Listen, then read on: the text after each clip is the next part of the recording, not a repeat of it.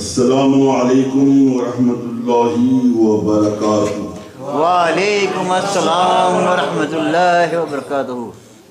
الحمدللہ نحمدہ ونصلی ونسلم علی رسولہ الکریم، اما بعد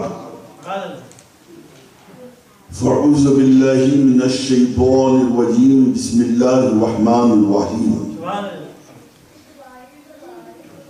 هو الذي بعث في الأميين رسولا منهم يتلو عليهم آياته ويزكيهم ويعلمهم الكتاب والحكمة،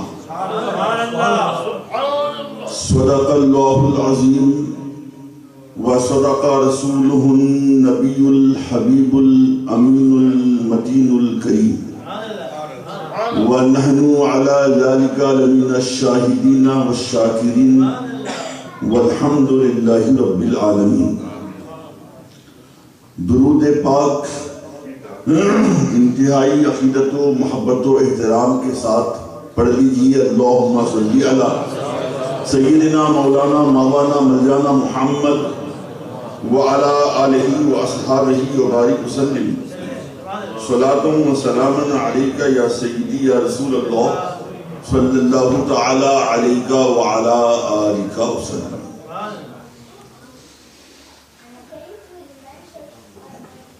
وقت واقعی زیادہ ہو چکا ہے، تفصیلی تقریر کا قطعی موقع نہیں، بلکہ اکثر ایسا ہی ہوتا ہے۔ آج کر ڈالے گھنٹہ کر ڈالے۔ تو اب رہی بات کہ جن شخصیات سے آج کی محفل منسوب ہے، ان شخصیات کی پاکیزہ حیات کے گوشوں میں سے اگر ایک بھی گوشے کا ذکر کیا جائے، کئی راتیں ختم ہو سکتی ہیں۔ اسے الفاظ کی بازیگری نہیں سمجھیے گا، یہ حقیقت کی عکاسی ہے۔ سبحان اللہ، سبحان اللہ۔ میں بھی بیان کروں گا مختصراً۔ وہ ہماری اماں بولتی تھی انسان کو اشارہ کافی، تو میں اشارے کی زبان بولوں گا۔ ماشاءاللہ بڑے یہ شعور ہیں، سپر پاور کنٹری میں رہتے ہیں۔ سبحان اللہ۔ اچھا، میری عادت ہے جلدی سے آپ چند اشعار سن لیں اعلیٰ حضرت کی شان میں۔ عرض کیا ہے کہ شریعت کے روح رواں اعلیٰ حضرت، ردیف آپ بولیں گے، شریعت کے روح رواں اعلیٰ حضرت، شریعت کے روح رواں، فقاہت کے ہیں آسمان اعلیٰ حضرت، فقاہت کے ہیں آسمان اعلیٰ حضرت، ہے حقانیت ان پہ سرشار و قربان، ہے حقانیت ان پہ سرشار و قربان، ہے ایمان کے قلب و جان اعلیٰ حضرت، ہے ایمان کے قلب و جان اعلیٰ حضرت۔ اور یہ شعر آپ سماعت فرمائیں بغور۔ عرض کیا ہے کہ ہے دم کس میں اتنا مٹا پائے ان کو، ہے دم کس میں اتنا مٹا پائے ان کو، ہے دل میں ہمارے نہاں اعلیٰ حضرت، ہے دل میں ہمارے نہاں اعلیٰ حضرت۔ اور گری بجلیاں باطلوں کے دلوں پر، گری بجلیاں باطلوں کے دلوں پر، لیا نام ان کا جہاں اعلیٰ حضرت، لیا نام ان کا، لیا نام ان کا سبحان اللہ۔ جہاں اعلیٰ۔ اور یہ شعر سید صاحب کی اللہ کی نظر ہے۔ آپ کو پتا ہے 4 اصطلاحی الفاظ تصوف میں آتے ہیں، ایک ہے شریعت، اور ایک ہے طریقت، اور ہے معرفت، اور ایک کیا ہے؟ شریعت یہ بنیاد ہے، بیس ہے، پھر اس کے بعد مرحلہ معرفت کا آتا ہے، پھر طریقت کا آتا ہے، پھر حقیقت کا آتا ہے۔ وقت نہیں ساری باتیں بیان کی جائیں، مختصراً یہ ہے جب بندہ شریعت کے سانچے میں مکمل ڈھل جائے، پھر معرفت کی منزل طے کر لے، پھر طریقت کی منزل طے کر لے، اور جب پھر وہ حقیقت پہ پہنچتا ہے تو اس وقت منظر یہ ہوتا ہے کہ میرا خدا خود فرماتا ہے کنت لہو سمعا و بصرا و یدا و لسانا و بی یبطش و بی یأخذ و بی یمشی او کما قال کہ میرے بندے سن، اب تو نے شریعت کے منازل کو طے کر لیے، تو معرفت کے مرحلے سے گزر گیا، تو طریقت کے مراحل سے گزر گیا، اور تو حقیقت پر فائز ہو گیا۔ اب تیرا معاملہ یوں ہے کہ سن، تجھے میں نے جو آنکھیں دی ہیں، تجھے میں نے جو کان دیے ہیں، تجھے میں نے زبان دی ہے، تجھے میں نے ہاتھ دیے ہیں، تجھے میں نے پاؤں دیے ہیں، میرے بندے سن اور خوش ہو جا۔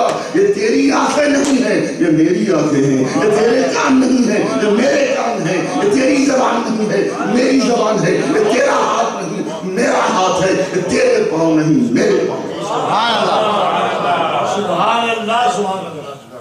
آپ کہو گے مولانا آپ تو مجلس خجرہ میں شرک بول رہے ہیں، اللہ کے لیے ہاتھ کہہ رہے ہیں، پاؤں کہہ رہے ہیں، آنکھیں کہہ رہے ہیں، کان کہہ رہے ہیں، زبان کہہ رہے ہیں۔ میں تو نہیں کہتا کہ مجھ سے فتویٰ لگاؤ، خدا خود فرماتا ہے نا۔ امام بہقی نے فرمایا ہے، اس کی تشریح فرمائی ہے، یہاں جو اللہ نے کہا میں بولی کی آنکھیں بن جاتا ہوں، زبان بن جاتا ہوں، کان بن جاتا ہوں، ہاتھ پاؤں بن جاتا ہوں، اس کا مطلب یہ نہیں کہ واقعی اللہ ہاتھ بن جاتا ہے، نہیں، میرے خدا کی وہ شان ہے، میرا خدا جسم سے پاک، جسمانیت سے پاک، زمان سے پاک، زمانیت سے پاک، مکان سے پاک، مکانیت سے پاک۔ خدا کے ہاتھ نہیں ہے مگر اس کی بطش ہے، پکڑ ہے، اِنَّ بَطْشَ رَبِّكَ لَشَدِيدٌ۔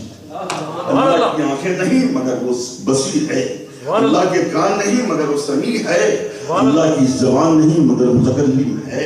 امام بہقی فرماتے اس حدیث قدسی کا مطلب یہ ہے کہ عینہ بصر اللہ، اذنہ سمع اللہ، یدہ بطش اللہ، لسانہ کلام اللہ۔ یعنی اس حدیث قدسی کا مطلب یہ ہے ولی کی آنکھیں ہوتی ہیں اور دیکھنا خدا کا ہوتا ہے، ولی کا کان ہوتا ہے، سننا خدا کا ہوتا ہے، ولی کا ہاتھ ہوتا ہے، پکڑ خدا کی ہوتی ہے، ولی کی زبان ہوتی ہے اور بولی خدا کی ہوتی ہے، کلام خدا کا ہوتا ہے۔ مولانا رومی پکار اٹھے، گفتہ اللہ وعد غرض الخلق میں عبداللہ ہوا۔ سبحان اللہ، سبحان اللہ۔ یہ چار چیزیں ہوتی ہیں نا، شریعت، طریقت، معرفت، حقیقت۔ اب میں نے ان چاروں چیزوں کو اس شعر میں جمع کیا ہے، تو میں جاؤں گا۔ شریعت، طریقت، حقیقت کے باوصف، شریعت، طریقت، حقیقت کے باوصف، در معرفت کے نشاں اعلیٰ حضرت۔ سبحان اللہ، سبحان اللہ۔ نشاں اعلیٰ حضرت یعنی میرے اعلیٰ حضرت شریعت کے در کے بھی نشان ہیں، طریقت کے در کے بھی نشان ہیں، حقیقت کے در کے بھی نشان ہیں، اور معرفت کے دروازے کی بھی نشان ہیں۔ سبحان اللہ۔ اور یہ شعر دیکھیں کہ ہے کہ بسا کر دلوں میں نبی کی محبت، بسا کر دلوں میں نبی کی محبت، ہمیں کر گئے شادماں اعلیٰ حضرت، ہمیں کر گئے شادماں اعلیٰ حضرت۔ اٹھا ہی نہیں سکتا حاسد کبھی سر، اٹھا ہی نہیں سکتا حاسد کبھی سر، ہے عظمت کے کوہ گراں اعلیٰ حضرت۔ سبحان اللہ، سبحان اللہ۔ یعنی عظمت کے کوہ گراں اعلیٰ حضرت۔ بہت لمبی منقبت ہے، اب مقطع پیش کروں میں۔ عرض کیا ہے کہ زمانہ ہے مداح عالم کا قدسی، زمانہ ہے مداح عالم کا قدسی، نبی کے ہیں مدخواہ اعلیٰ حضرت، سبحان اللہ، فقاہت کے ہیں آسماں اعلیٰ حضرت، شریعت کے روح رواں اعلیٰ حضرت، صلو علی الحبیب اللہم صلی علی سیدنا مولانا محمد مولانا محمد وعلی آلہ واصحابہ وبارک وسلم، صلاۃ و سلام علیکہ یا سیدی یا رسول اللہ صلی اللہ تعالی علیہ وعلی آلہ وسلم۔ حضرات، یہ ہمارا آپ کا بنیادی عقیدہ ہونا چاہیے کہ ہمارے آپ کے ساری کائنات کے آقا و مولا رسول اکرم صلی اللہ تعالی علیہ وآلہ وسلم آخری نبی ہے۔ آپ کے بعد قیامت تک اب کوئی نبی نہیں آنے والا۔ اس موضوع میں گفتگو ہو چکی ہے۔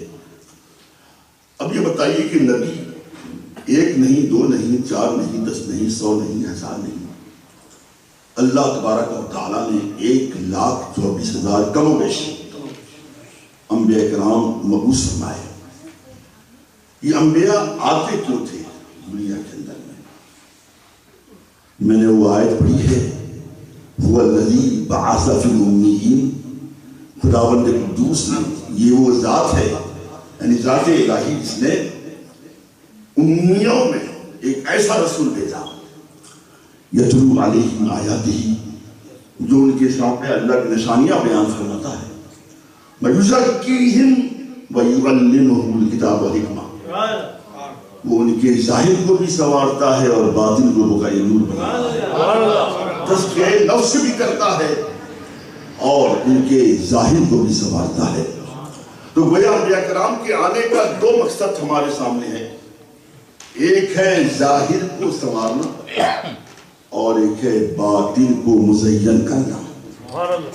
تو نبی کوئی نہیں آنے والا قیامت تک، پھر یہ دونوں کام انجام پذیر کیسے ہوں گے؟ کیا لوگوں کا ظاہر بھی نہ سنورے، تزکیہ نفس بھی نہ ہو، کیا تشنگی رہے؟ آخر کون اس کام کو انجام دے گا؟ تو یاد رہے، اس سلسلے میں رب کائنات نے 2 گروہ ہمارے سامنے بھیجے ہیں، 2 گروہ پیدا فرمائے۔ ایک گروہ علماء حق کا ہے اور دوسرا گروہ اولیاء کاملین کا ہے، یعنی علماء یہ ظاہر کو سنوارتے ہیں اور اولیاء باطن کو سنوارتے ہیں۔ یوں کہنے کہ علماء نماز کا طریقہ بتا دیتے ہیں، نماز کے ارکان بتاتے ہیں، نماز کے فرائض بتا دیں گے، نماز کے واجبات بتا دیں گے، نماز کے سنن مستحب بتا دیں گے، نماز کے ارکان بتا دیں گے۔ اب رہی بات کہ نماز میں خشوع کیسے پیدا ہو، خضوع کیسے پیدا ہو، میدان قلبی کیسے پیدا ہو، تو اسی صورت میں معلوم ہے علماء بندہ خدا کو اللہ کی بارگاہ میں لا کر جھکا دیتے ہیں، اور اولیاء ایسے بندے خدا کے دل کو کندن بنا دیتے ہیں، سبحان اللہ، خدا و قدوس کی رضا کا مستحق بنا دیتے ہیں۔ فیضان اولیاء جاری رہے گا، فیضان اولیاء جاری رہے گا انشاءاللہ۔ اس لیے حدیث پاک میں آیا ہے کہ علماء یہ نبوت کی بارش کے نہر ہیں، نبوت کی بارش کی نہر ہے۔ محترم، اب آپ دیکھیں، آج ہم داتا صاحب کی یاد میں جمع ہوئے ہیں اور اعلیٰ حضرت کی یاد میں بھی۔ میں آپ کے سامنے عرض کروں کہ آج ایک طبقہ یہ کہنے پہ تلا ہوا ہے کہ چلو اعلیٰ حضرت کو مجدد مان لیتے ہیں، عالم دین مان لیتے ہیں، فقیہ اعظم مان لیتے ہیں، محدث اعظم مان لیتے ہیں، مفسر اعظم مان لیتے ہیں، مگر وہ ولی نہیں ہے۔ میں آج آپ کو ثابت کروں گا کہ میرے اعلیٰ حضرت جو اعلیٰ ہیں، صرف علم میں نہیں، فن میں نہیں، فقہ میں نہیں، اصول فقہ میں نہیں، حدیث میں نہیں، اصول حدیث میں نہیں، تفسیر میں نہیں، بلکہ میرے اعلیٰ حضرت اعلیٰ جہاں علم و فن ہے وہیں میرے اعلیٰ حضرت اعلیٰ تقوی میں بھی ہیں، زہد و ورع میں بھی ہیں، حلق و اتقاء میں بھی ہیں۔ یقین جانیے، یقین نہیں آتا ہے میں آگے چل کے بتاؤں گا، مگر آئیے ذرا میں داتا گنج بخش علیہ رضوان کی عظمت شان پر دو چند گفتگو کر کے میں آگے بڑھوں۔ آپ کو معلوم ہے داتا صاحب نے جس مشن کو پھیلایا تھا، جس تحریک کو عام کام کیا تھا، اسلام کی شعار فرمائی تھی، وہی تحریک آگے چل کر غریب نواز نے اسی تحریک کو آگے بڑھایا، اور پھر اعلیٰ حضرت کا زمانہ آیا ہے، پھر آپ نے بھی اسی تحریک کو آگے بڑھایا ہے۔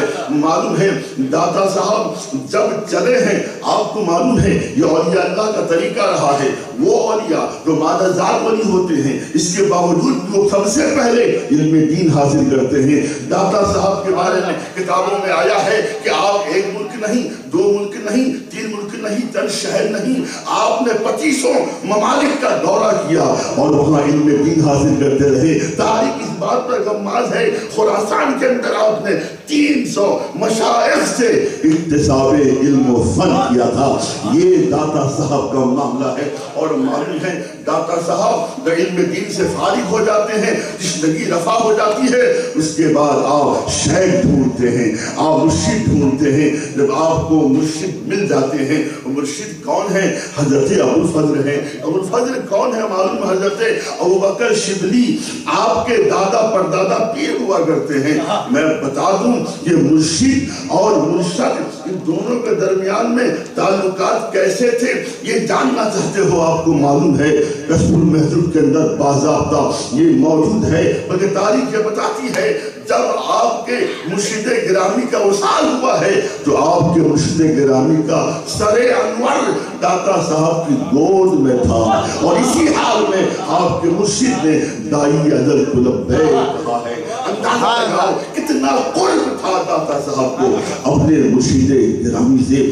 داتا صاحب اپنے مرشد گرامی سے فیضیاب ہونے کے بعد میں آپ کو معلوم ہے جب آپ چلتے ہیں کہاں چل رہے ہیں؟ آپ کو معلوم تھا میں کہاں جا رہا ہوں؟ وہاں جا رہا ہوں جو بت کدا ہے، وہاں جا رہا ہوں ڈاکو شرک کا زور ہے، وہاں جا رہا ہوں جہاں پر مختلف قسم کے لوگ اسلام کی بے کنی پر تلے ہوئے ہیں۔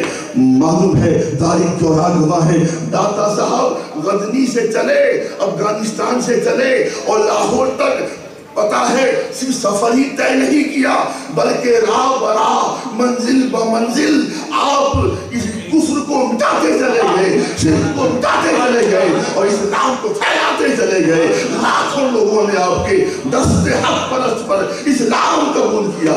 تاریخ یہ بھی کہتی ہے داتا صاحب کو تقریر کی ضرورت نہیں پڑی، داتا صاحب کو تبلیغ کی ضرورت نہیں پڑی، داتا صاحب کو بیان کرنے کی ضرورت نہیں پڑی۔ داتا صاحب حسنی سید تھے، بڑے بڑے کافر رخ زیبا کو دیکھتے تھے، کفر کی زنجیر کو توڑ کر ہلکا بکوشی سے نام بن جایا کرتے۔ داتا علی حجویری، داتا علی حجویری، داتا علی حجویری۔ سبحان اللہ سبحان اللہ۔ داتا صاحب کا ذکر ہو اللہ اکبر تو تصوف تو سامنے آ ہی جاتا ہے۔ 2 سیکنڈ غور کیجیے گا میری بات کا، 2 سیکنڈ توجہ بالکل چاہیے۔ حضرات آپ پلیز اپنی جگہ میں بیٹھ جائیں، ہاں اللہ کے لیے، کیونکہ یہ بہت اہم موضوع ہے۔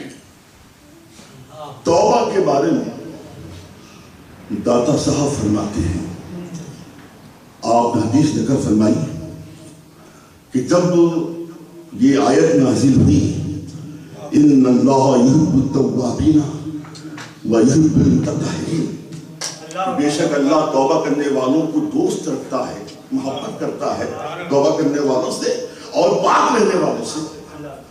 اور صحابہ کرام نے عرض کیا رسول اللہ توبے کی علامت کیا ہے؟ اللہ توبہ کرنے والوں کو دوست رکھتا ہے، توبے کی علامت کیا ہے؟ توبے کی پہچان کیا ہے؟ توبے کی شناخت کیا ہے؟ توبے کی حقیقت و ماہیت کیا ہے؟ میرے سرکار نے جواب ارشاد فرمایا میرے صحابہ توبہ کی علامت پشیمانی ہے، شرمندگی ہے، ندامت ہے، اور اسی پشیمانی ندامت کے اندر توبے کی ساری شرطیں پائی جاتی ہیں۔ پہلی شرط وہ یہ ہے کہ انسان سے گناہ سرزد ہو جائے تو وہ پشیمان ہو جائے، احکام خداوند قدوس سے مخالفت کر لی، خلاف ورزی کر لی، شرمندہ ہو اور فوراً گناہ سے الگ ہو جائے اور عزم مصمم کرے کہ آئندہ میں ایسا گناہ کبھی نہیں کروں گا۔ یہ توبے کی شرطیں ہیں۔ داتا صاحب فرماتے ہیں کہ 3 چیزیں ہوتی ہیں، ایک ہے توبہ، ایک ہے انابت، ایک ہے اوبت۔ توبہ، انابت، اوبت، تینوں کا معنی ہے رجعت، پلٹنا، لوٹ جانا، لیکن تینوں میں بڑا فرق ہے۔ توبہ خوف عذاب سے متصل ہے، منسلک ہے، اور انابت یہ طلب ثواب سے منسلک ہے، اور اوبت یہ تعظیم فرمان خداوندی سے منسلک ہے۔ یوں کہتے آپ تشریف فرماتے داتا علیہ الرضوان کہ جو توبہ ہے یہ مومنوں کے لیے ہے، یعنی گناہ کبیرہ سے توبہ کر لینا، گناہ کبیرہ سے دور ہو جانا، اور جو انابت ہے یہ اولیاء کاملین کے لیے ہے، اللہ کے محبوب بندوں کے لیے ہے کہ وہ گناہ صغیرہ سے بھی دور ہو جاتے ہیں خدا کی محبت میں۔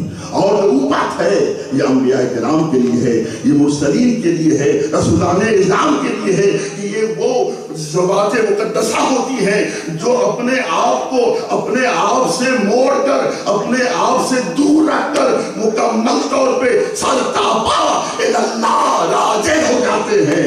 مطلب یہ ہے کہ وہ خداوند قدوس کے ایسے بن جاتے ہیں، ایسے ہو جاتے ہیں کہ کسی شاعر نے کہا نا کہ من تو شدم تو من شدی من جان شدم تو تن شدی، یعنی پھر معاملہ یہ ہوتا ہے وہاں بویت نہیں رہتی، وحدت تھی، وحدت کا جلوہ ہوتا ہے۔ اور داتا صاحب یہ بھی فرماتے ہیں یہ تو انبیاء خصوصیت ضرور ہے، ساتھ ساتھ میں انبیاء کے فیضان سے، جو انبیاء کرام سے عشق کرنے والے اللہ کے ولی ہوتے ہیں اور اولیاء کاملین ہوتے ہیں، میرا خدا ان کے اندر بھی باتائے نبی یہ خصوصیت، یہ انفرادیت، یہ خوبی، یہ صفت عطیہ فرما دیتا ہے کہ اللہ کا ولی کسی گوشے پر بیٹھ جاتا ہے، آنکھیں بند ہوتی ہیں، لوح محفوظ کو پڑھ بھی لیتا ہے، تحریر کو دیکھ بھی لیتا ہے، اور لوح محفوظ کی تحریر کو پڑھ بھی لیتا ہے۔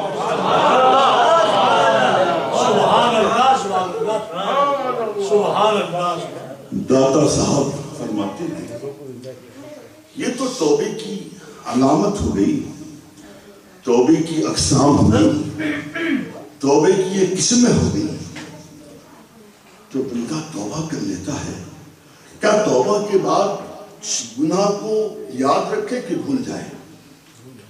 توجہ چاہیے میرے بھائی، تصوف کی بات ہے، توجہ آپ نہ رکھو گے بات سمجھ نہیں پاؤ گے کہ بہک جاؤ گے۔ توبہ کر لی بندے خدا نے، بندے مومن تھے، توبے کے بعد گناہ کو یاد رکھے کہ بھول جائے۔ بعض صوفیوں نے کہا گناہ کو یاد رکھے تاکہ وہ ہمیشہ پشیمان رہے، شرمندہ رہے، نادم رہے، آئندہ ارتکاب گناہ کی جسارت نہ کرے۔ مگر بعض صوفیوں نے کہا، داتا صاحب بیان فرمائیں، داتا صاحب اسی طرف ہیں، فرماتے ہیں نہیں، گناہ کو بھول جانا چاہیے، گناہ کو بھول جانا چاہیے۔ تصوف میں گناہ کو جفا کہتے ہیں اور مشاہدہ کو وفا کہتے ہیں، جو ٹیکنیکل لفظ ہیں، الفاظ اصطلاحیہ ہیں تصوف کے۔ گناہ کو کیا کہتے ہیں؟ جفا، مشاہدہ کو وفا کہتے ہیں۔ فرماتے ہیں گناہ کو بھول جانا چاہیے، اس لیے بھول جانا چاہیے جو بندہ توبہ کرتا ہے، التائب محب الحق، کہ توبہ کرنے والا حق کا دوست ہوا کرتا ہے، اللہ کا محبوب ہوا کرتا ہے، اللہ کا دوست ہوا کرتا ہے، اور جو محب حق ہوتا ہے وہ صاحب مشاہدہ ہوتا ہے۔ یہ کیا معاملہ ہے؟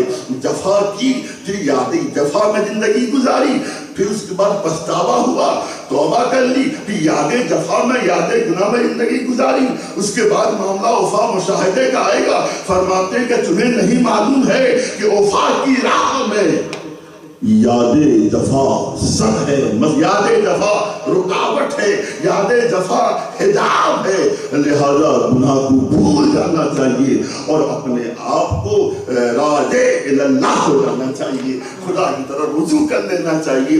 گناہ کو یاد نہیں کرنا ہے بلکہ نیکیوں کا خوگر اس طرح سے بن جائے، اپنے نفس امارہ کو اس طرح سے کچل ڈالے، نفس امارہ کا ایسا قتل عام کر دے کہ پھر نفس امارہ جب ختم ہو جائے گا، مقتول ہو جائے گا، مار دیا جائے گا، پھر کون ہے جو اسے گناہ کی طرح اکسائے گا، گناہ کی طرف راغب کرے گا؟ پھر بندہ ایسا بندہ ہو جائے گا کہ گناہ کی خواہش ختم ہو جائے گی، خواہش جفا ختم ہو جائے گی، خواہش گناہ ختم ہو جائے گی، پھر ارتکاب گناہ کیسے کرے گا؟ لہذا گناہ کو بھول جانا چاہیے،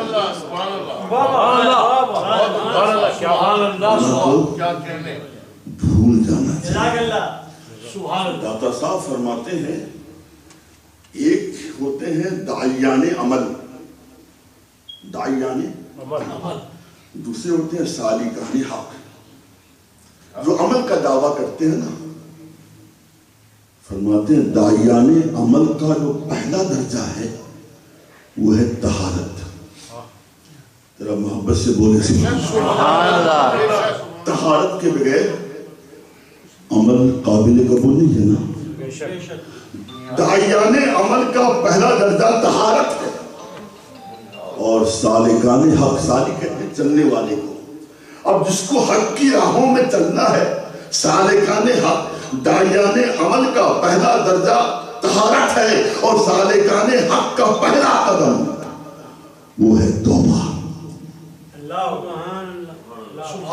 اب سوال یہ پیدا ہوا، ایک طبقہ بولتا ہے گناہ کو یاد کرو، دوسرا کہتا ہے کہ گناہ کو بھول جاؤ، دونوں میں تطبیق کیسے کی جائے گی؟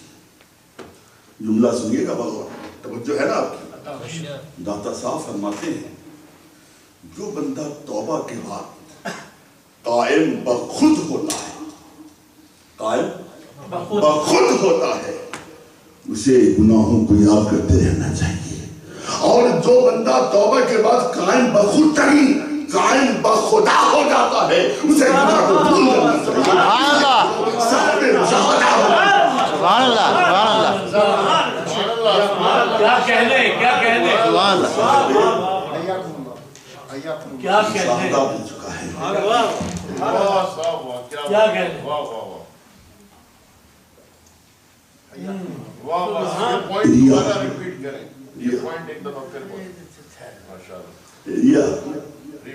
میں اشارہ نہیں بیان کروں، اشارہ تفصیل طور پر ریا، میں اشارہ کے آگے بڑھ جاتا ہوں، اشارہ کر کے ٹائم بہت کم ہے۔ ریا سمجھتے ہیں دکھاوا۔ دادا صاحب فرماتے ہیں کوئی بندہ اگر اس نیت سے نماز پڑھ رہا ہے کہ مجھے کوئی نمازی بولے، متقی بولے، پرہیزگار بولے، ریا ہے، اس کی عبادت منہ پہ مار دی جائے۔ مزید فرماتے ہیں اگر بندہ یوں کہے کہ ہاں لوگ دیکھ رہے ہیں مجھے نماز پڑھتے ہوئے، نوافل پڑھتے ہوئے، لیکن میں تو نہیں دیکھ رہا ہوں، فرماتے ہیں یہ بھی ریا ہے، ایک ریا ہے، دکھاوا ہے، اور یہ عمل کو برباد کر دیتی ہے۔ تو داتا صاحب فرماتے ہیں بندہ مومن عبادات میں، ریاضات میں، اعمال میں ریا سے اپنے آپ کو مکمل طور پہ دور رکھے، ورنہ ریا بندے کی عبادت کے لیے ہلاکت خیز بن جائے گی۔ یہ بھی سوچنا کہ جناب لوگ دیکھ رہے ہیں، میں نہیں دیکھ رہا، یعنی وہی دعویٰ کر رہا ہے کہ میں بالکل خداوند قدوس دائیں نو لگائے ہوئے ہوں، کہتے یہ دعویٰ بھی ریا کی قسم میں داخل ہے۔ اللہ اکبر۔ لیکن داتا صاحب نے یہ بھی فرمایا کہ بعض حضرات نے فرمایا، بعض صوفیوں نے، کہ ایسا ہے جسے آپ ریا کہتے ہو کہ اگر ہم نماز پڑھیں بندے دیکھ رہے ہیں تو ہم یہ کہیں کہ سب بندے بھلے دیکھ رہے ہیں میں نہیں دیکھ رہا یہ بھی ریا میں داخل ہم نہیں مانتے. کہا نہیں اگر اعلان میں عبادت ہونی چاہیے. وہ کیوں؟ اس لیے ریا تو باطل چیز ہے. ریا باطل ہے اور عبادت یہ طاعت حق ہے. لہذا ہم باطل کے لیے حق کو نہیں چھوڑ سکتے ہیں. لہذا ہم اللہ اعلان اپنے خدا کی عبادت کریں گے, اپنے خدا کی بارگاہ میں سر پر سجدہ ہو جائیں گے. سبحان اللہ. سبحان اللہ. یہ میں نے چند لڑکیاں آپ کے سامنے پیش کی ہیں. داتا صاحب کی معمولی شخصیت نہیں ہے کہ میں نے عرض کیا تھا نا کہ ان کی زندگی پاکیزہ زندگی کے گوشوں ہزاروں لاکھوں گوشوں میں سے ایک گوشے پر گفتگو ہو. وہ جناب عالی کئی راتیں گزر سکتی ہیں, کئی دن گزر سکتے ہیں. داتا صاحب کے مشن کو پھیلاتے ہوئے ہمارے اعلیٰ حضرت امام رضا خان رضی اللہ تعالیٰ عنہ نے کس انداز سے مسائل جھیلے, کتنی مصیبتیں آپ نے سہی, یہ چندہ بتانے کی ضرورت نہیں ہے. میں اتنا آپ کو بتا دوں, وہ کہتے ہیں ہم امام رضا خان کو مجدد مانتے ہیں, عالم مانتے ہیں, فاضل مانتے ہیں, محدث مانتے ہیں, لیکن ہم نے ولی نہیں مانتے. میں نے کہا سنیے, ولایت کرامت کا نام نہیں ہے. سرکار سید الطائفہ فرماتے ہیں ولایت کرامت کا نام نہیں, ولایت استقامت کا نام ہے, دین پہ مستقیم رہنے کا نام ہے. استقامت فی الدین کا نام جناب عالی ولایت ہے, اور سب سے بڑی کرامت استقامت ہے. اس لیے کہا گیا ہے الاستقامت فوق الکرامت. استقامت کرامت کے اوپر ہوا کرتی ہے. استقامت کیا مطلب؟ زندگی کا ایک بھی لمحہ, ایک بھی لہجہ, زندگی کا ایک بھی گوشہ شریعت سے منحرف نہ ہو, شریعت کے داعش الگ نہ ہو. اعلیٰ حضرت امام احمد رضا خان رضی اللہ تعالیٰ عنہ کے خادم خاص حاجی کفایت علی فرماتے ہیں کہ میں نے برسوں زندگی گزاری مگر میں نے کبھی نہیں دیکھا اعلیٰ حضرت کی کبھی ایک بھی نماز کی جماعت قضا ہوئی ہو, جماعت ہو تا حیات ظاہری, اب نماز با جماعت پڑھتے رہے. اور یہ بھی فرماتے ہیں کبھی ہم نے نہیں دیکھا نماز فرض پڑھتے ہو اور سر میں امامہ نہ ہو, اور گرمی کا موسم ہو, کیسا ہی موسم ہو, لو کے تھپڑے چل رہے ہوں, سورج کی حدت ہو, آتشی کنیں پھیلی ہوں, مگر اعلیٰ حضرت اگر سے آپ کا مزاج بڑا ہار تھا, گرم تھا, اس کے باوجود بھی اعلیٰ حضرت نے نہ کبھی جماعت چھوڑی ہے اور نہ کبھی امامہ کے بغیر نماز پڑھی ہے. سبحان اللہ. عشق محبت, عشق محبت, اعلیٰ حضرت, اعلیٰ حضرت, عشق محبت, عشق محبت, اعلیٰ حضرت, اعلیٰ. سمیٹ رہا ہوں چند منٹوں میں. احتیاط فی الدین بولیں, احتیاط فی الدین, اتباع سنت.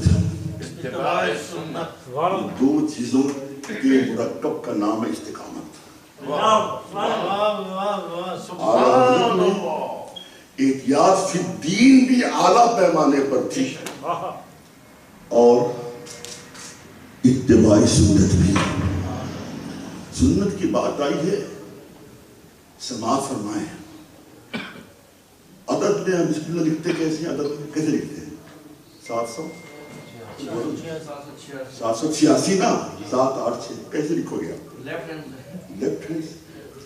اعلیٰ حضرت نے کبھی لیفٹ سے نہیں لکھا, پہلے 6 لکھتے تھے, پھر 8 لکھتے تھے, پھر 7 لکھتے تھے, تاکہ بسم اللہ کے عدد لکھنے میں بھی سنت کی خلاف ورزی نہ ہو, اس میں بھی سنت کی پیروی ہو. کیا کہنے, کیا کہنے, بہت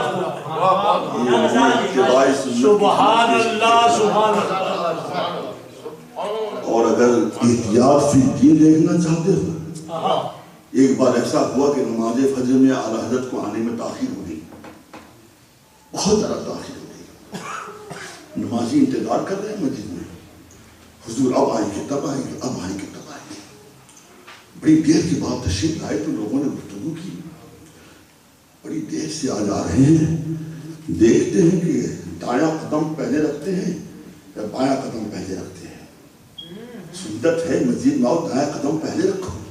بہت تاخیر ہو چکی تھی مگر راوی کہتے ہیں اعلیٰ حضرت بڑی تاخیر تشریف لے کے آئے، اس کے باوجود بھی معلوم ہے کہ تشریف لائے ہیں، زینے پہ قدم رکھا تو دایاں قدم رکھا، صف میں قدم رکھا تو دایاں قدم رکھا، صحن میں قدم رکھا تو دایاں قدم رکھا، مصلی میں قدم رکھا تو دایاں قدم رکھا، محراب میں قدم رکھا ہے تو دایاں قدم رکھا۔ سبحان اللہ، عشق محبت، عشق محبت۔ سردی کا موسم ہے، اللہ سردی کیسی پڑتی ہوئی میں وہ آپ نہیں جانتے۔ ہم نے وہاں 5 سالہ تعلیم حاصل کی ہے یونیورسٹی میں، ہمارا پورا اعظم گڑھ ہمیں پتا ہے سردی کیسی پڑتی ہے۔ اب حالت اعتکاف میں ہے، بارش بہت تیز ہونے لگی، طوفانی بارش، وقت عشاء آن پہنچا، آپ کو وضو کرنے کی ضرورت تھی۔ اتنا تیز طوفان تھا، اتنی تیز طوفانی بارش تھی کہ پانی تو تھا وہاں پہ، مگر باہر جا کر وضو نہیں کر سکتے تھے۔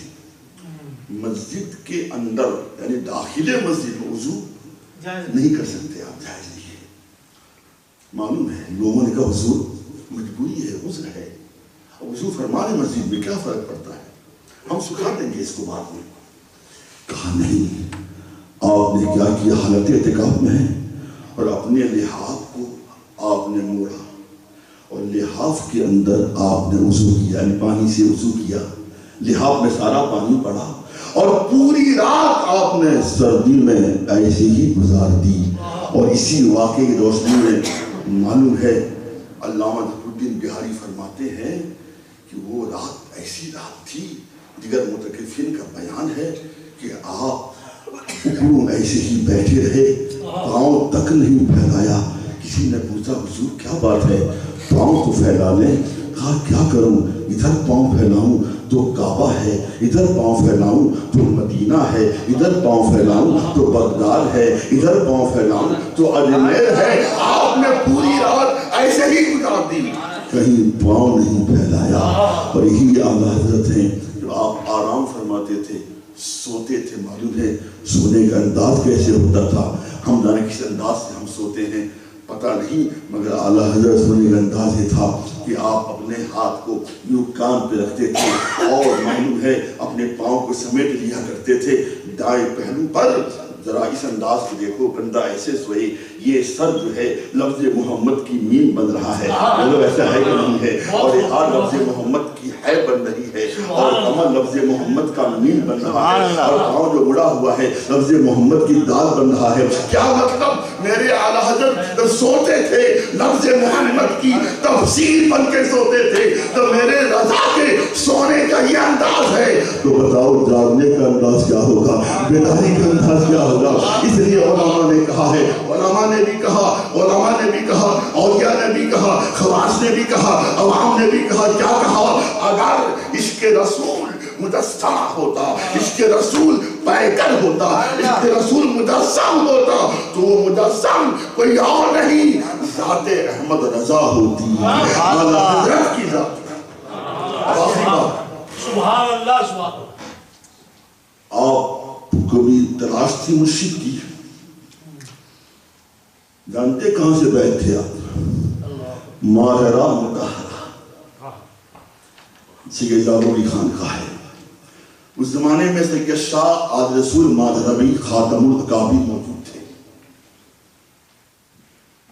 ولایت کے آسمان کے درخشندہ ستارے تھے، بڑے بڑے علماء آپ کی بارگاہ میں آتے تھے، اور آپ کا طریقہ تھا جو بھی بندہ آئے گا آپ ایسے اسے خلافت نہیں لیتے تھے، بلکہ اسے مجاہدے کی بھٹی میں رکھتے، مجاہدہ کرواتے، مشقتیں کرواتے، ریاضتیں کرواتے، تب جا کر خلافت دیا کرتے تھے۔ جب میرے اعلیٰ حضرت جمع سال ہیں جب پہنچے ہیں سید شاہ علیہ السلام عربی کی بارگاہ میں، معلوم ہے آپ نے دیکھتے ہی اعلیٰ حضرت کو دیکھتے ہی مرید بھی بنا لیا، اور خلافت بھی دے دی. آپ کے پوتے نے کہا دادا جان کیا معاملہ ہے؟ آپ خانقاہ کی دستور خلاف کام کر رہے ہیں. خانقاہ کی عید یہ ہے، دستور یہ ہے، جو بھی بندہ آتا ہے خلافت دینے سے پہلے اس سے مجاہدہ کروایا جاتا ہے، عیادتیں کروائی جاتی ہیں. لیکن آپ نے مولانا احمد رضا خان سے مجاہدے نہیں کروائے، سیدھے خلافت دے دی. ان میں کون سی خوبی ہے؟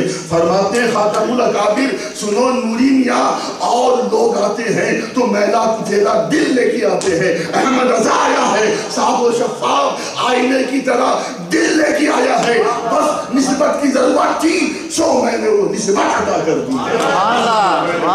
نہیں کروایا، سیدھے خلافت دے. آخری بات ایک جملہ استعمال فرمایا آپ نے، کہا نوری میاں کل قیامت کا میدان ہوگا، رب کائنات مجھ سے پوچھے گا آل رسول میرے لیے کیا لائے ہو؟ میں خداوند قدوس کی بارگاہ میں یہ نہیں کہوں گا، یہ عرض نہیں کروں گا کہ میں نمازیں لایا ہوں، روزے لایا ہوں، حج لایا ہوں، زکوٰۃ لایا ہوں، اولاد لایا ہوں، وظائف لایا ہوں. میں عرض کروں گا خداوند قدوس نہ نمازیں لایا، نہ روزے لایا، نہ اعمال صالحہ لایا، نہ افعال حسنہ لایا. مولا تعالیٰ زندگی کی پونجی، زندگی کا نچوڑ احمد رضا کو لایا ہوں اور تیری بارگاہ میں پیش کر رہا ہوں. سبحان اللہ سبحان اللہ. یہ آپ نے 12 واقعہ سنا ہوگا، 2 منٹوں میں اس کی میں حکمت بیان کر دوں. غور کیا، ہمارے علماء بھی غور نہیں کرتے اس پر. یہ کسی عام انسان کی بولی نہیں ہے نا. خدا پوچھے گا تو میں احمد رضا کو پیش کر دوں گا، کیا مطلب اس کا؟ اس کا مطلب کیا ہے؟ سمجھنا ہے. ایک واقعہ سننے آپ 2 منٹ میں. سبحان اللہ. حضرت عیسیٰ علیہ السلام بارے میں آپ کو معلوم ہے سب سے زیادہ مردوں میں حسین گزرے، یہ سرکار سے زیادہ نہیں، سرکار کے علاوہ سب سے زیادہ حسین. اس لیے کہ میری سرکار کسی نے پوچھا تھا حضور آپ حسین ہیں کہ یوسف حسین ہیں؟ میں کہا نا یوسف ہو ابھی آتا بانام علی. یوسف گورے تھے، میں نمکین ہوں. کیا کہنے. حسن مصطفیٰ کے ایک چھیلے کا نام جناب یوسف علیہ السلام ہے. سبحان اللہ سبحان اللہ. اتنے بڑے حسین دم، ہاں حسن یوسف دم عیسیٰ گدے پیدا داری. نوبر صاحب اچھا سے یاد دلایا. حسن یوسف دم عیسیٰ گدے پیدا داری، آتے خوبا ہمادارن تو تنہا داری. سبحان اللہ. اسلام کے پاس ایک دوست آیا، بڑا قریبی دوست تھا. سبحان اللہ. آپ نے ایک دن کہا یار تم روز میرے یہاں آتے ہو، کوئی تحفہ لے کے نہیں آتے؟ کل میرے لیے کوئی تحفہ لے کے آنا. دوست نے کہا حضور ضرور انشاءاللہ کا تحفہ لے کے آؤں. وعدہ تو کر لیا. رات بھر پریشان رہا، کروٹیں بدلتا رہا، پہلو پہ پہلو بدلا، نیند نہیں آ رہی ہے. یوسف علیہ السلام اس لیے تحفہ کیا لے کے جاؤں؟ بتا چاند لے آؤں، وہ بھی تو ان کے حسن کے سامنے پھیکا ہے. تارے توڑ لاؤں، وہ بھی تو مدھیم ہے اس نے یوسف کے سامنے. پھول لے جاؤں، پھول کی کیا حیثیت ہے اس نے یوسف کے سامنے. پوری رات پریشانی میں گزار دی، سوچ و فکر میں ملتا رہا، کروں تو کیا کروں، وعدہ کر دیا ہے کل میں تحفہ کیا پیش کروں. بالآخر اس کے دل نے فیصلہ کیا، زمین نے آواز دی اور ایک تحفہ اس نے منتخب کیا. وہ تحفے کو لے کر صبح سے پہلے پہنچا. اللہ کے پیغمبر نے پوچھا میرے دوست کل تم نے وعدہ کیا تھا، میں نے تحفے کی فرمائش کی تھی، آج بغیر تحفے کے آئے ہو کہ تحفے کے ساتھ آئے؟ کہ حضور تحفہ لایا ہوں مگر بڑی تگوڑوں کے بعد میں بڑا پریشان رہا، پوری رات میں سویا نہیں، پوری رات میں نے گزار دی اور میرا حال یہ تھا بقول کسی شاعر کے میں تو آنکھوں میں جگہ دینے کو حاضر تھا اسے نیند ظالم سے پوچھو کبھی آئی بھی حضور پوری رات میں نے گزار دی اسی سوچ میں. آخر میں نے فیصلہ کیا، آخر میں سوچنے لگا جو چیز بھی لے کے آتا ہوں جتنی زیادہ حسین کیوں نہ ہو، آپ کے حسن کے سامنے وہ شے فیکی ہے، وہ شے مدھم ہے. اس لیے میں نے سوچا ایسا کیوں نہ کروں، میں آپ کے تحفے میں آپ کو پیش کروں. حضور یہ آئینہ حاضر ہے، میں آپ کو تحفے میں آپ کو نعرہ تکبیر، نعرہ رسالت، نعرہ حیدری، نعرہ غوثیہ. اب آخری موڑ سبحان کیا اللہ سمجھا آپ نے؟ مثال دے دی میں نے، کیا سمجھا کہنے کہ بھی کیا کہنے کسی نے سمجھا اس میں کسی نے سمجھے سمجھ جائیں گے آپ، ذہن قریب کریں آپ۔ دوست نے کیا کہا؟ میں آپ کو تحفے میں آپ کو پیش کر رہا ہوں۔ سبحان اللہ آئی نا اعلیٰ حضرت کا یہ کہنا ہے، حضرت خاتم الاکابر کا یہ کہنا، سید شاہ علیہ السلام علیہ بھی کہا، میں خدا کی بارگاہ میں عرض کرو خداوندہ میں تیری بارگاہ میں، تو مجھ سے پوچھ رہا ہے میں تیرے لیے کیا لایا؟ پوچھنے والا کون ہے؟ قادر مطلق ہے، سبحان اللہ اللہ کے کائنات ہے، کس کی بارگاہ میں پیش کرنا ہے؟ قادر مطلق کی بارگاہ میں نا۔ تو آپ نے کیا کہا؟ نمازیں نہیں پیش کرنا ہے، روزے نہیں، اعمال نہیں، عبادتیں نہیں، ریاضتیں نہیں، تقوی نہیں، زہد و ورع نہیں، احمد رضا کو پیش کرنا۔ کیا مطلب؟ خاتم الاکابر کہنا یہ چاہتے ہیں میں خدا کی بارگاہ میں احمد رضا کو نہیں اس ذات کو پیش کروں گا جو آئینہ حق نما ہے، یعنی ایسی ذات ہے جو فنا فی اللہ تھی، اس کے اندر سے بویت ختم ہو چکی تھی، وحدت وحدت کا جلوہ تھا، گویا مجھے حق کی بارگاہ میں، حق کی بارگاہ میں آئینہ حق نما کو پیش کر دے رہا ہے۔ مجھے اس بات کا یقین ہے اسی پیشگی کی بنیاد پہ میری نجات ہو جائے۔ سبحان اللہ سبحان اللہ اعلیٰ حضرت اعلیٰ حضرت عشق محبت عشق محبت اعلیٰ حضرت اعلیٰ حضرت وقفوا پہ کیا وما کہنا علیہ الا البلاغ المبین۔ کھڑے ہو جائیے، سبحان سلام اللہ سبحان اللہ سبحان اللہ